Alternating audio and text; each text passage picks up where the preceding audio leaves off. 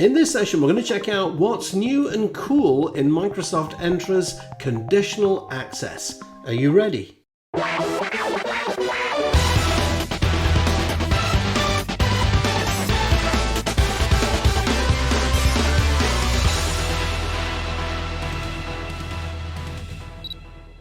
Greetings, my fellow YouTubers. Welcome back to the channel. So nice to see you. Hey, especially if this is your first visit. Well, I gotta tell you, I'm almost at 50k subscribers. It's such an exciting week, and this is the time that you guys can make a real difference. So if you've not subscribed, come on, hit that subscribe button, come on board and join our great community, and you might be number 50k. That would be so cool, wouldn't it? Hey, listen, I really do appreciate your support. Now, in this episode, I thought we might take a look at what's new and cool in Conditional Access. Of course, Azure Active Directory is a component in Microsoft Entra, and Conditional Access has been getting a lot of attention lately. Now, for those of you who don't know Conditional Access, I'm going to walk through a nice kind of step-by-step demo, but I'm also going to cover what's new as well, just to make it more comfortable for everybody. Now, if you've got questions about this session, in fact, any of my sessions, then of course just get those comments down below, as I love those. And if you've not subscribed, as I said, bump that subscribe button up there, ring that bell, and you'll be notified of any news or any new videos. All right, so I think without any further ado, let's get to the session, and I really hope you enjoy it. Thanks very much. Okay, so first of all, I'm starting off here in Microsoft Entra, and I'm in Azure Active Directory. What I'm going to do is I'm going to scroll down. I'm going to come into Protect and Secure. Now, I always do this demo when I demo Conditional Access. I just feel it important to mention identity protection. So identity protection, I'm going to go into two settings here, my user risk policy. And in here, all I've done is I've added my managers. These are my critical users, and I've put them into the bucket. And what I've done is I've then labeled them as high importance. Okay. And I'm basically saying if there are any issues, somebody tries to hack in, I'm going to block access to those accounts. Likewise, I've configured a sign-in risk policy.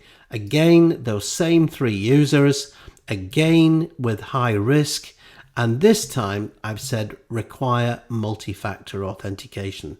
So if there are any kind of risky sign-ins or something doesn't look right, I'm going to protect those users. Now, bearing that in mind, I now want to switch over to Conditional Access. And here in Conditional Access, you can see that we've got our policies. We also get a really nice overview page, which is new. So again, it gives you a nice kind of overview of where you currently are with your policies. You've also got coverage, so it's showing you how many applications are covered, devices, and so on. Okay. You've also got a new monitoring feature here now. So this is really nice. So you can now see monitoring, and again, a number of different filters that you can filter. And it's great also to see the tutorials starting to come into each of these sections. So Microsoft Learn are really integrating with things like docs.microsoft.com. You've got the concepts and you've got the detailed lessons here. On top of that, you've also got some video training, which is absolutely superb, by the way. All right, so really nice set of features there. Now, I can create a new policy from scratch, and I can also create a policy from template, which is currently in preview. Before I start to do this, however, there are a few settings that you definitely want to configure. And first of all, I'm going to come into a new feature. This is called Authentication Strengths. And by default, out of the box, you've got three authentication strengths. Something called phishing resistant MFA, passwordless MFA, and multi-factor authentication. And I can go into each of these, and you can see it gives me a description and what authentication methods this is using. So it's really nice to see both either a FIDO key or certificate-based authentication coming in here now. However, it's even better. You can even create your own authentication strength. So for example, if I call this my Oslo auth strength, okay, and you can put in a little description here. You can add in what authentication strengths is relevant to your organization, and also what authentication mechanisms you're actually using. So again, you can go for some very simple ones, or you can go for some really kind of secure ones here as well. So I'm going to go for phishing resistant MFA. I'm going to go for passwordless, and I'm going to go for multi-factor authentication. All right. And again, I'm not going to switch on single factor authentication. So I'm not allowing just a simple password. And I'm going to go ahead and create that. All right. So you can go in really simple. You can create your own authentication strengths. Okay. So that's the first new thing. Now, it's not new, but it's super important that you do this anyway. Terms of use. So whenever you have users coming in, it's really important that they accept your terms and conditions, your acceptable usage policy. So you can go in here, upload your terms and conditions, require the user to accept them. You can have multiple languages in, again, and you can also configure this so that if they accept the terms and conditions, it hits them with a certain template, conditional access template. So definitely have a look at terms of use. It's really important. Something that's really useful as well is if you want to authenticate your users with the virtual private network. Again, really important, especially if you want to avoid things like impossible travel type scenarios. So you can go ahead, you can create a digital certificate. So I'm just going to create one here for a year. I'm going to create that digital certificate. And again, you can now distribute that and make this certificate available to your users. Okay, so really nice. I can download that certificate. I can push it out to my users for the purpose of VPN. The other thing that's also important here is named locations. And you can either do this by country or location, by IP address range. So for example, if you've got different branches, you might want to put the IP address ranges in. And just to mention, if you do that, they actually come in as a trusted location. So you would name the location and then you would add in the IP address range that you're using. And that would then be a trusted location. The idea of those, by the way, is that you wouldn't need to prompt your users because you don't need multi-factor authentication because they're already trusted. Trusted control or custom controls, by the way, there are a number of vendors. So third-party vendors are currently offering custom controls to integrate with multi-factor authentication and conditional access. And all you do is you click onto this. They will send you a custom control. You simply go in and delete this blank one and replace it and paste in the one from the vendor. And that's it. And then just give it a name. And that's pretty much how you create a custom control. Super easy to use, by the way. So now that we've done that, let's now have a look at the policies. So I'm going to go ahead, I'm going to create a new policy. All right. And I'm going to call this policy my Oslo CA policy. Okay. My Oslo CA policy. I'm going to select some users. Is it for all users?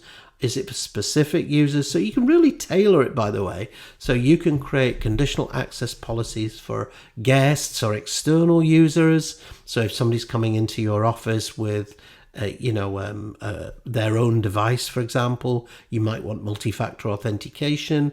If you're doing specific directory roles, so if they're Teams admin or something like that. In this case, I'm just going to use users and groups. And again, I'm just going to bring in my Oslo HQ. I'm going to bring in my Oslo HQ there, and I'm going to click on select. Okay, now the one thing that you need to appreciate for conditional access is it looks at signals. So rather than just the user signing in with a username and password, it's looking for signals. And the first signal is, okay, who is the user? So are they a member of this particular group? So in the cloud apps or actions, you can choose all cloud apps or selected apps. Please note that if you want to use the filter further, so if you want to customize this further, you do need to make yourself a member of the security attributes admin group. So even though you're a global admin, you still need to do that, okay? And then you'll be able to edit this, okay? And I'm going to cover this in an upcoming session, by the way. So for the moment, by the way, I'm going to choose all cloud apps. Can I just mention that if you choose selected apps, you can't configure things like token lifetime, whereas if you choose all cloud apps, you can. So I'm going to choose all cloud apps, and these are the conditions. So you can set these conditions, and I'm going to say, do I want to configure high or medium risk? Remember that I just configured. Do I want to configure the sign-in risk? Absolutely. Yes, I'll go and do that. You can also choose device platforms. You can include and exclude. Right now, I'll just choose any device. And I can even say here locations. So I'm creating an MFA policy, but what I want to do is I want to exclude all trusted locations so that I know that when my staff authenticate, if they're in the office, they don't need to do multi-factor authentication. Next one down is client apps. And again, you can configure, are you going to allow browser and mobile apps? Very important here is legacy authentication clients. So again, you might want to switch these off. I covered this in one of my shorts recently. Very important that you switch off these older clients because these clients don't support multi-factor authentication. And again, it could be a real security flaw there. So I'm going to include that. I love this, by the way. So if you're bringing in devices, I can actually say, hey, I want to filter the devices. So you could say, let's say the manufacturer, let's say equals, and let's say Dell. I can then add an expression and I can say, and let's say the device ownership equals company. Yes. So, and you can see it's added in that dynamic filter there. Okay. And you can even do it, by the way, where it's accessing only a very specified number of devices with a specific device ID. Absolutely rocks this feature, by the way. So they are the conditions. They are the signals. So based on those signals, am I going to grant the permission? Am I going to deny it? But check this out. So am I going to request multi-factor authentication? Please note that when I click onto that, you'll notice that this one, I can't select that. The reason being is because if you choose the second one, I can now say, hey, look, I now want to choose my authentication strength, and I can now select my Oslo authentication strength that I just created. So cool. I'm going to click that. All right. Now, so I'm granting access based on that. The other things that you can do, of course, you can require the device to be marked as compliant. Is it a hybrid device? Is the app on the approved list of approved apps? Are you using an app protection policy? Does it require a password change? And you can require some or all of these features. For the moment, I'm just going to accept the Authentication Strengths option there. I can also go into the session and I can now say, okay, I'm going to grant permissions to that, but I'm going to go into the session control. And do I want to, am I integrating this with Microsoft Defender for Cloud Apps? So you can go in, you can say, hey, you know, I might want to block downloads on a particular device. Or, you know, for example, if the users are out the office, do you want to restrict the sign-in frequency? So again, you can force periodic re-authentication. So for example, you know, however many hours or days. So this might be quite useful if you're in a bank or some kind of sensitive location.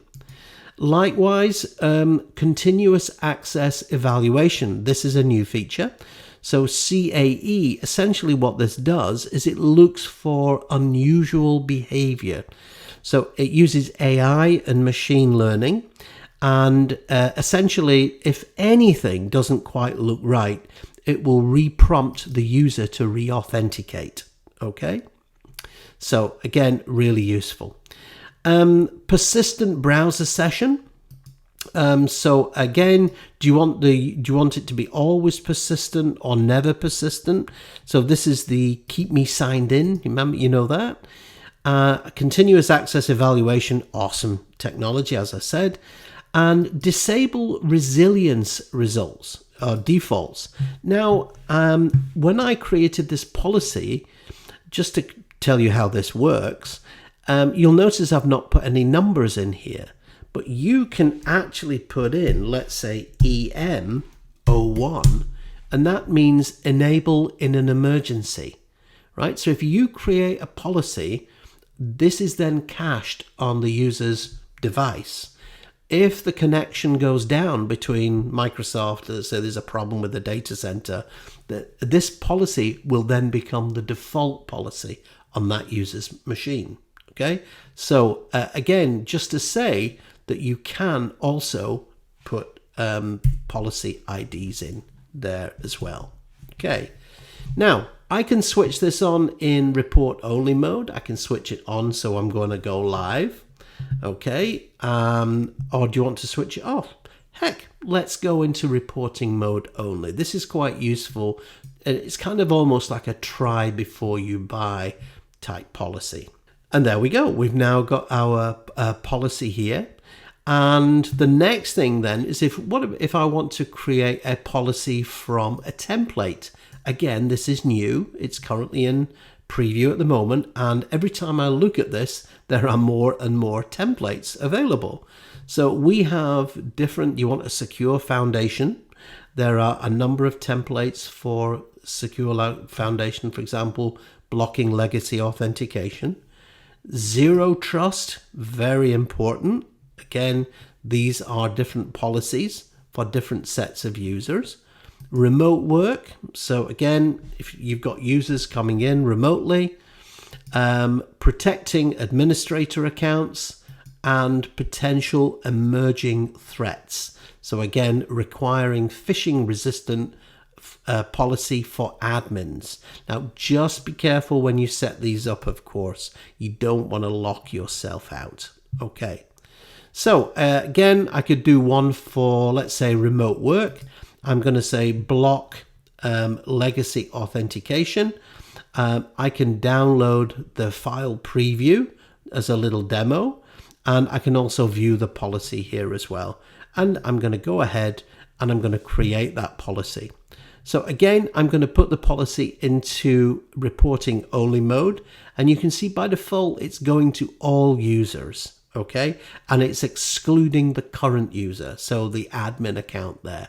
So really, really nice. Definitely check out some of these templates. They are super, super useful. All right. As I've mentioned, if you are, once you've deployed those policies, another thing that you can also do is you can use the what if tool up here. So this is a great thing to try. You can simply select the user or the device. and you can say, using this app on this address from this country, what would happen? What would happen with the policy? Okay, so it's a fantastic try before you buy type tool. Finally, the last thing that I just want to mention is if you scroll down and go into monitoring and health and have a look in the sign-in logs here, the sign-in logs, I can click onto a log entry and it shows you the location, the basic info about the user, where they're logging in from, the location that they're using, the device information, the browser that they're using, how the user are authenticated, are they being hit by any conditional access policies? So that's an example of how conditional access policies link in with sign-in logs.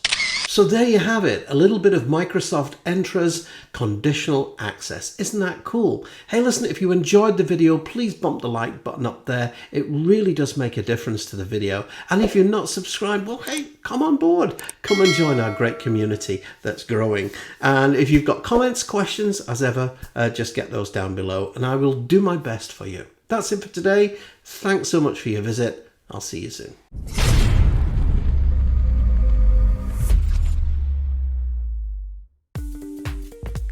Hey, thanks so much for dropping by today. Here's a couple of videos that you may enjoy, and while you're here, go ahead, click on the subscribe button and you won't miss out.